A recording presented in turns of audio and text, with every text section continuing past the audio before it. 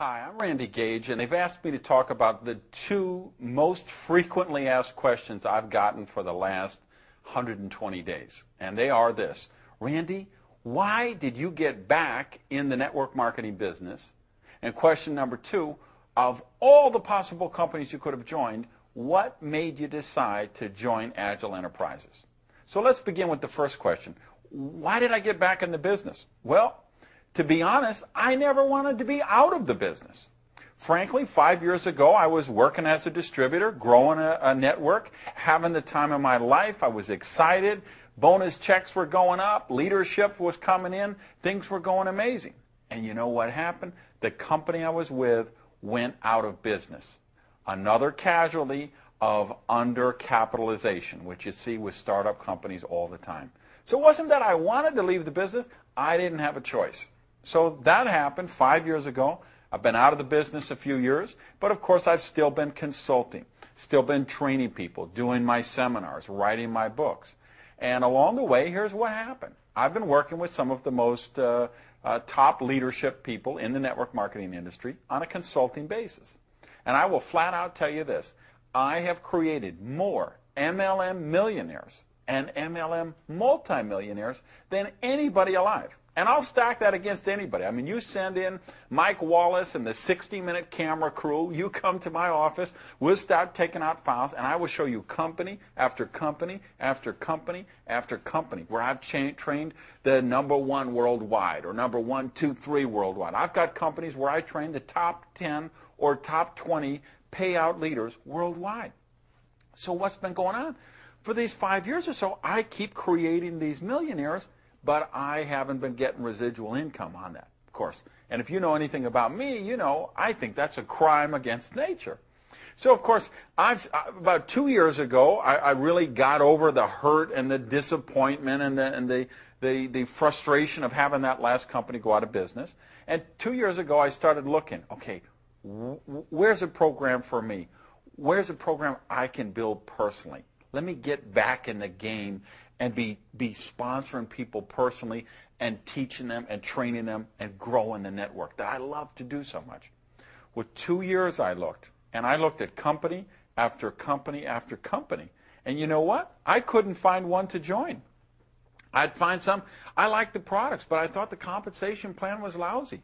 I had other ones. I tried the products made me sick.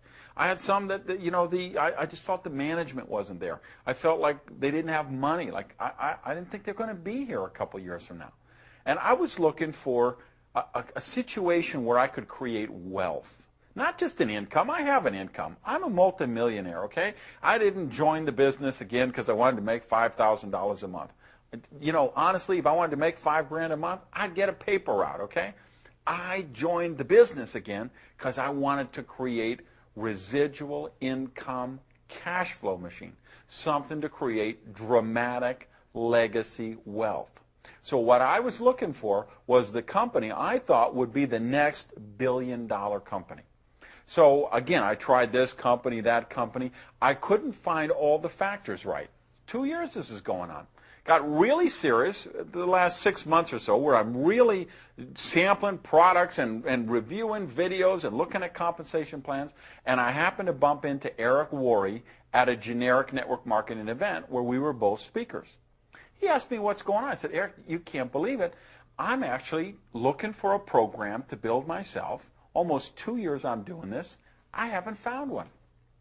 He starts to laugh. He says, Randy, I'm doing the same thing. I said, wait a minute, Eric, you just started a media company. I know you raised $8 million. You're CEO. Why would you be looking for a network business again? He said, Randy, even with the money I raised, even as a CEO, they could never afford to pay me what I could make back in the business as a distributor. And I've got a company out of Utah. I've been hearing a lot of buzz about it. I've taken some of my own money. I've hired an investigator. I've been doing my due diligence, and I'm checking it out. So I said, Eric, you let me know. If you really think it's the right, if this is the one, you call me and I'll be on the next plane out. He calls me up, Gage, get out here. I get on a 6 a.m. flight. I fly out to Utah. And it was on that plane ride there that I put a pen to the pad and really looked at the compensation plan. And that was the point that I really understood the leverage matching bonus. And when I got that, I was about hallucinating, okay? But more about that in a minute. So I went out to Utah. I met Glenn Jensen. I met Craig Bradley. I met the CFO. I met the international guy. I met the national marketing guy. I met the guy for Japan and other countries. And I just said, I think this is the one. I loved the product story, and I started looking at all the equations. Does this have what it takes to be the next billion-dollar company? Because here's what I think it's very important you understand if you're looking to create wealth. Let's. One of the things Eric likes to talk about is the categories you can put companies in. And I kind of follow his lead. I'd put them into 4 different categories here.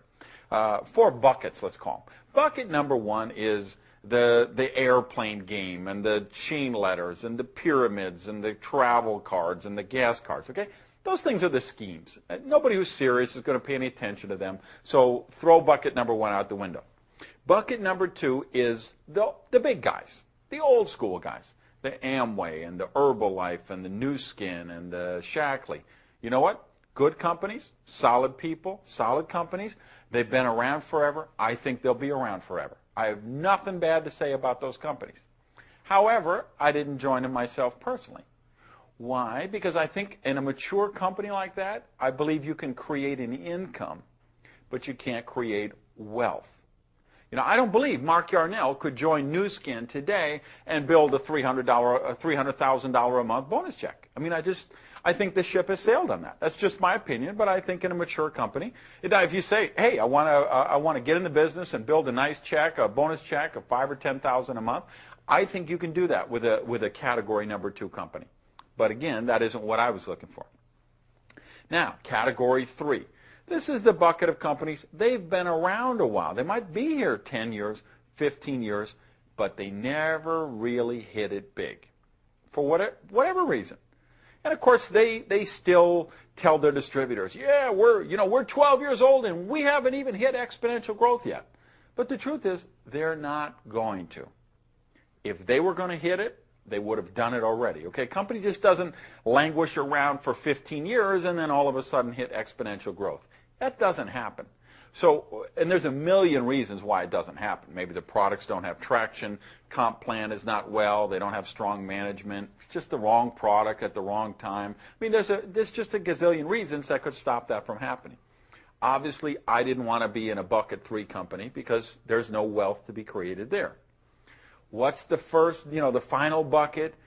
Category 4, that's the new company, the startup company that actually is going to hit that exponential growth curve and become the next billion-dollar company. Now, nobody's a fortune teller, nobody knows for sure, but there's clues. If you look at the companies that did make it, if you look at the firms that hit the exponential growth, there's certain criteria that have to be met. There's certain factors there, and that's what I looked for with Agel.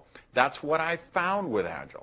So if you ask, how did a guy like Randy Schrader, a guy like Eric Worre, a guy like myself, a guy like Antonio Adair, how did these 4 multi-million-dollar producers all find our way independently to the same company and believe that it's the next multi-billion-dollar company?